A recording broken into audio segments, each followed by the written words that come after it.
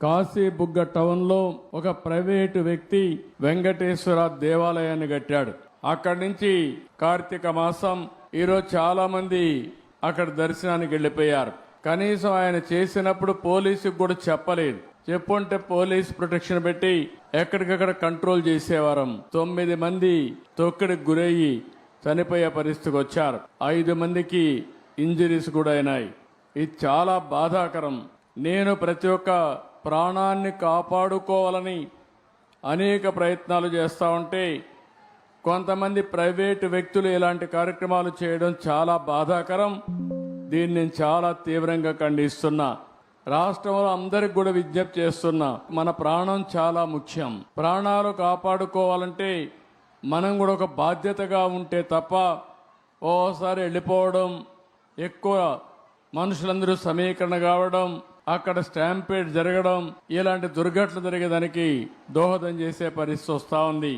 ఏదేమైనా మనం గుర్తుపెట్టుకోవాల్సింది, అమాయకులు చనిపోయారు. నేను చాలా బాధపడుతున్నా.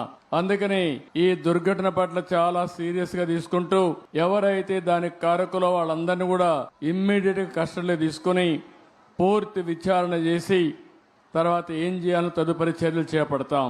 ఇలాంటి సంఘటనలు ఈ రాష్ట్రంలో జరగడానికి వీలు లేదు. అమాయకులు చనిపోయారు. ఆ 9 మంది ప్రాణాలు కోల్పోయిందని నేను చాలా బాధపడుతున్నా.